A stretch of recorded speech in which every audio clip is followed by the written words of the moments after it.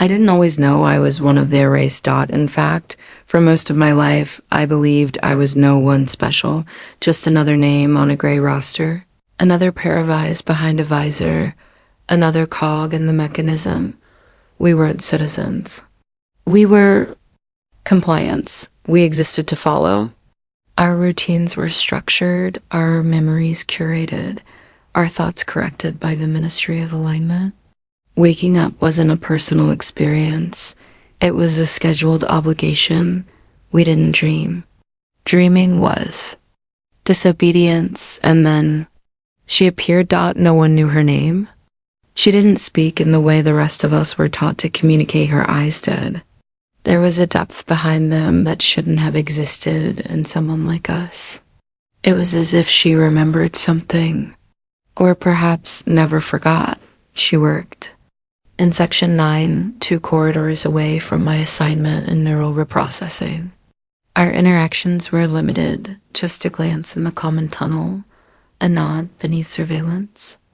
But in one of those stolen seconds, she passed me something, not a message, not a device, a thought, and that's when it began, the glitch, the ripple, the fracture in the clean sheet of my compliance dot. It started small. I hesitated before syncing my consciousness to the daily program. I blinked twice during affirmations. I caught myself wondering what existed outside the concrete sky of the city, beyond the broadcast towers and memory silos. Questions were dangerous. They bred individuality. Individuality bred dissent. And dissent meant deletion. But the thought she gave me, it wasn't curiosity. It was remembrance. I began to see things I wasn't supposed to see.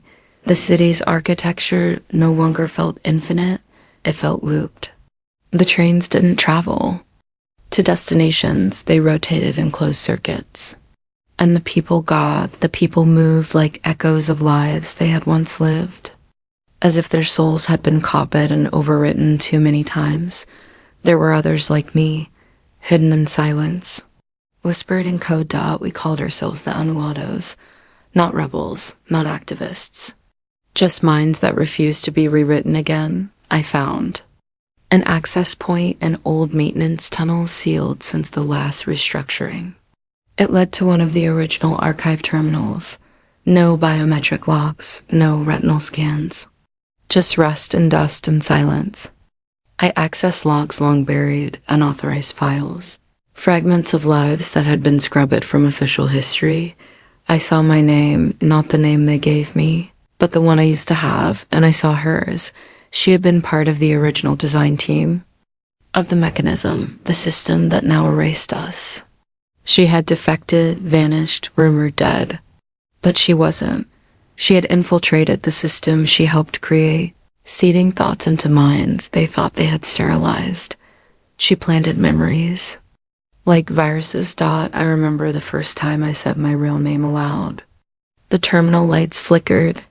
It was as if the system itself recoiled at my audacity. A name, a real one.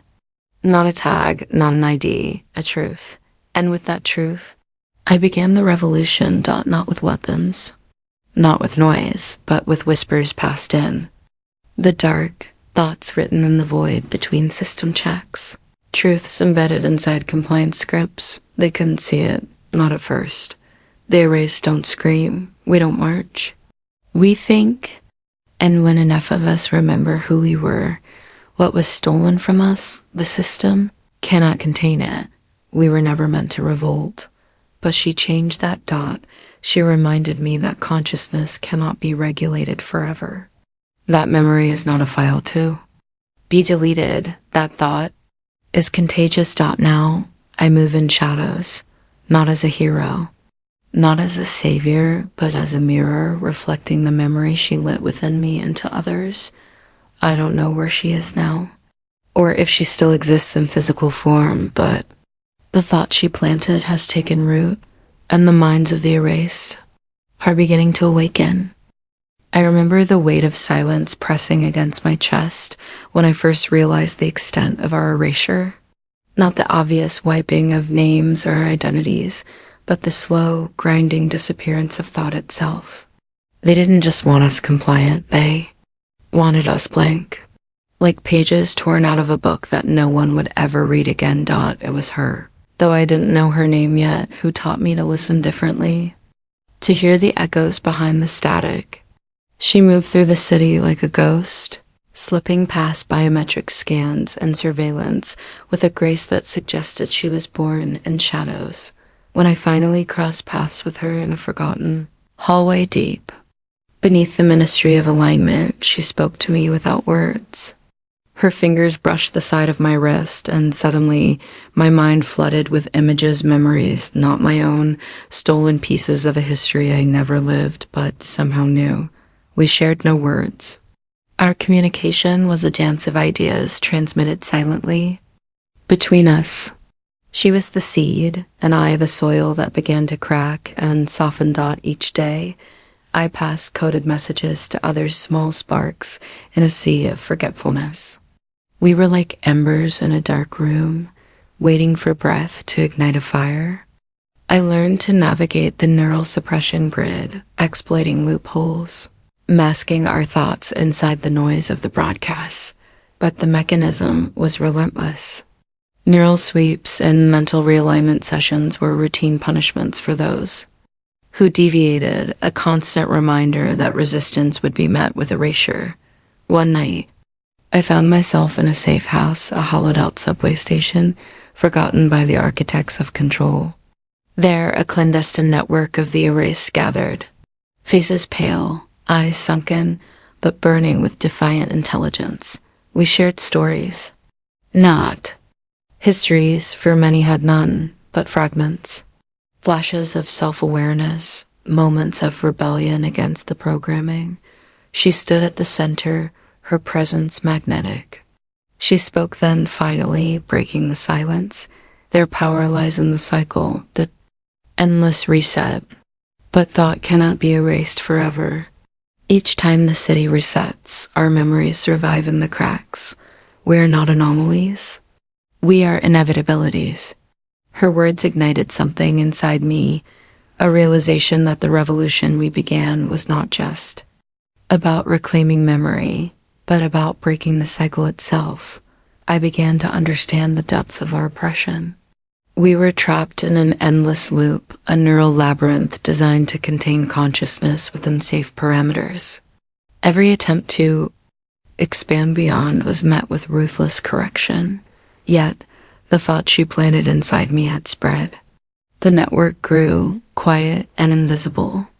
Minds once blank began to flicker, then blaze. The city above remained unaware or chose to ignore the undercurrent stirring beneath its shiny surface. As days bled into nights, I found myself standing on the edge of something terrifying and beautiful, a mass awakening that threatened to unravel the very foundation of our reality. The revolution was no longer a whisper. It was a heartbeat pulsing through the minds of the erased, and I was its reluctant conductor. The struggle had begun in the shadows, but the cost of awakening was heavier than I ever imagined. Every thought of rebellion, every flicker of memory was a double-edged sword, both a beacon of hope and a beacon for those who hunted us. Mechanism's reach was vast. Its algorithms evolved to predict, intercept, and erase any sign of dissent before it could bloom.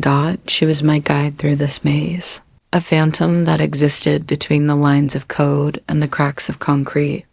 Sometimes I wondered if she was real or merely a figment born from desperation and longing. But the facts remained. I was not alone, and our numbers were growing. We communicated in fragmented signals, hidden within the noise of the city's endless broadcasts. I learned to encode thoughts into seemingly meaningless patterns. A melody hummed softly on a cracked radio, a flicker in a holographic ad, a fleeting shadow in the crowds. One evening, as the artificial twilight blanketed the city, I found myself perched atop a derelict building, staring down at the glowing grids of the metropolis, a city alive but asleep. It was there I realized the scale of what we faced, an entire population sedated by convenience and manipulation. minds shackled by invisible chains. I remembered her words. They fear not the strength of the body, but the freedom of the mind. Our revolution wasn't a war fought with weapons, but with ideas capable of shattering the carefully constructed illusion of control. Yet, even as I nurtured this fragile hope, doubt gnawed at me. What if the mechanism was too deeply embedded? What if our memories were just shadows, mere simulations meant to deceive us? But surrender was not an option. To forget would be to die. And so I carried the thought she planted within me, whispering it to those brave enough to listen. A thought that blossomed into a collective awareness, threatening to unravel the endless cycle of erasure. The erased were waking, and once awakened, there was no turning back. The weight of knowledge presses heavier with each passing day. I find myself walking a tightrope between hope and despair, a fragile balance maintained only by the memory of the woman who dared to ignite the fire within me. Her presence, though, fleeting, remains a constant beacon in the shadowed corridors of my mind. The city's machinery grinds on, indifferent to the awakening that stirs beneath its polished veneer. The mechanism, a leviathan of control, wraps its tendrils tighter. With every sweep, neural recalibrations, mental purges, broadcasts laced with subliminal obedience. They believe in the absolute power of erasure, that to forget is to obey, and to obey is to survive. But the truth claws its way out through the cracks. Each mind that remembers is a spark threatening to become a conflagration. We are no longer shadows of compliance. We are the unrest beneath the silence. I walk the hidden networks, beneath the surface of the city, meeting others who carry the seed she planted. Their faces bear the fatigue of erasure, but also the sharp gleam of resistance. Each one a story, a fragment of a life reclaimed. We exchange coded phrases and stolen memories, sharing not just information, but the fragile gift of hope. Tonight, I found myself in a safe house carved from the ruins of what was once a library, ironically, a sanctuary of forgotten knowledge. We gathered around a flickering hollow projection, watching fragmented images of protests from decades past, rebellions crushed, voices silenced. The air was thick with tension and resolve. She spoke then, her voice barely above a whisper, but weighted with fierce certainty. The mechanism thrives on ignorance and fear. To break it, we must be fearless in remembrance. Every thought you reclaim is an act of defiance. Her words echoed in my mind as I navigated the labyrinth of corridors back to my assigned sector. I felt the eyes of the system tracking, the cold weight of surveillance pressing in. But within me, a fire burned brighter than ever. I began to implant thoughts within thoughts, layers of meaning hidden beneath the programming, subtle disruptions that could not be traced or erased. The mechanism's algorithms were sophisticated, but they had not anticipated a rebellion born in silence, nourished by memory, yet the cost was mounting.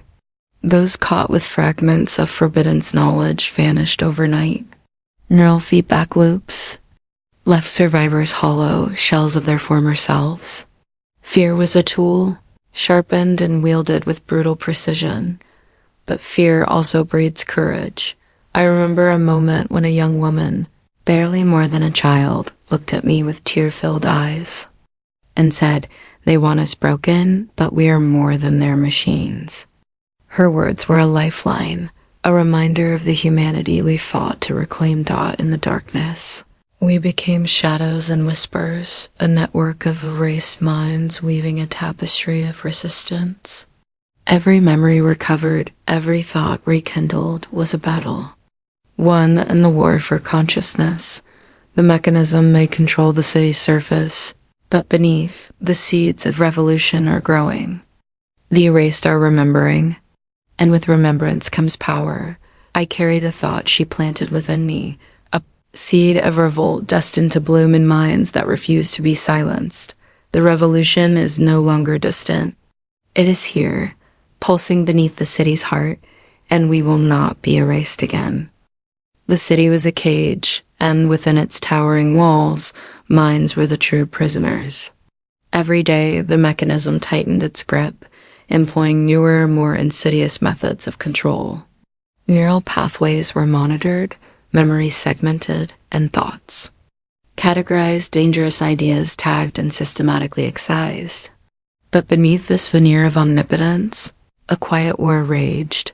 I had become a ghost in a machine, a silent insurgent weaving through layers of surveillance, hacking consciousness itself. The thought she planted within me was no longer just an idea. It was a movement. It had spread through whispers, dreams, and fleeting moments of clarity among the erased. Resistance took many forms. Some hid memories in coded songs sung softly in abandoned corridors. Others embedded truths in graffiti on crumbling walls, symbols only the awakened could decipher. The city's very infrastructure had become a battleground, a place where ideas were weapons and recollections were ammunition. One night, I intercepted a broadcast meant for the compliant population. A soothing voice repeated mantras of obedience and forgetfulness designed to lull the masses into complacency. But hidden beneath the layers of sound, I inserted a subtle disruption, a fragment of forbidden's memory, a spark of defiance. It was a risk, but one worth taking. The next day, whispers of confusion rippled through the city. People paused, their programmed rhythms faltering for a moment. In that hesitation lay opportunity.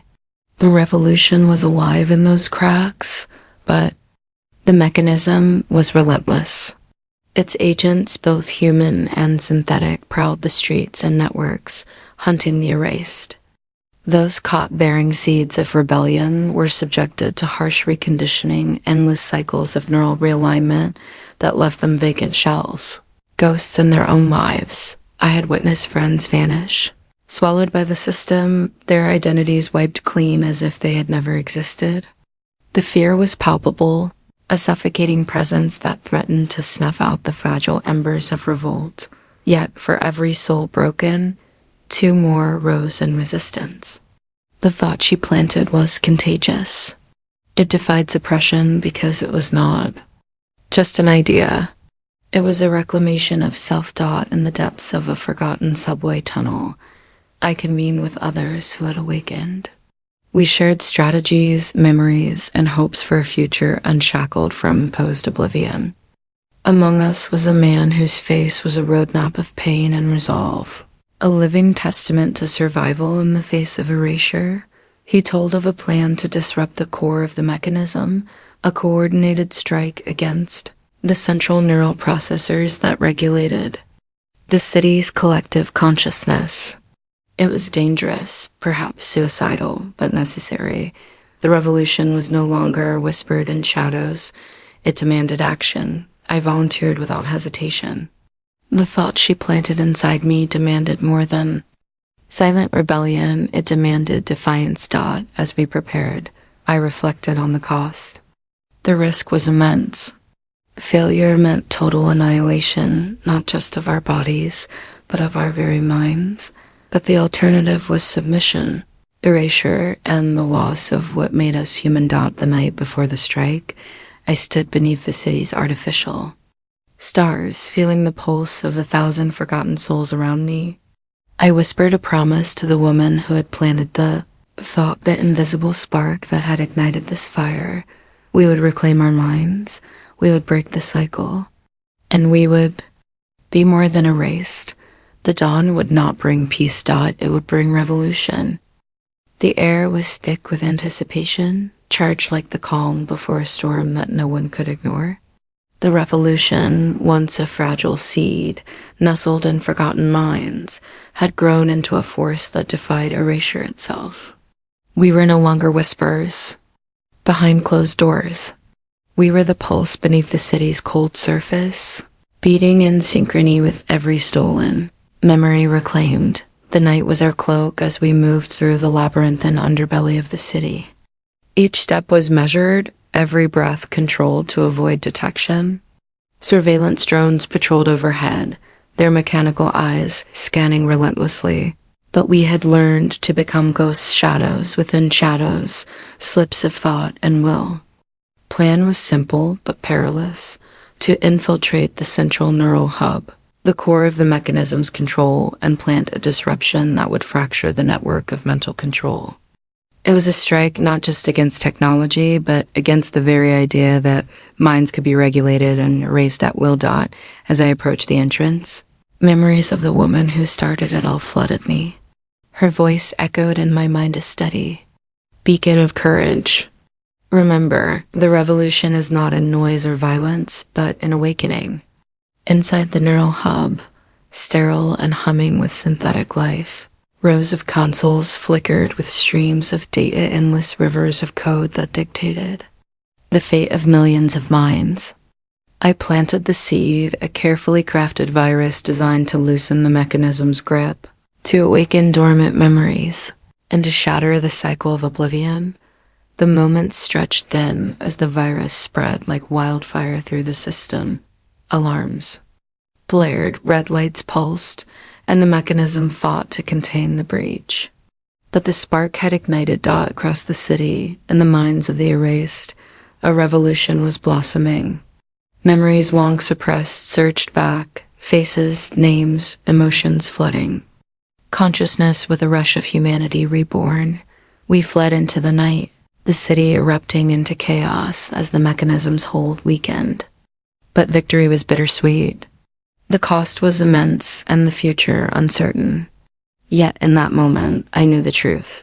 No system could erase what the mind chooses to remember. The woman's thought had become a revolution of minds. Impossible to silence. We were awake. We were alive, and we would never be erased again. The revolution began with a single thought. Now it pulses through every erased mind, awakening a force that cannot be silenced. What memories have you buried? What truths are waiting to be uncovered in the shadows of control? Join us as we question the boundaries of consciousness and fight for a future where minds are free. Subscribe, reflect, and prepare. The next chapter of this silent uprising awaits. Are you ready to remember?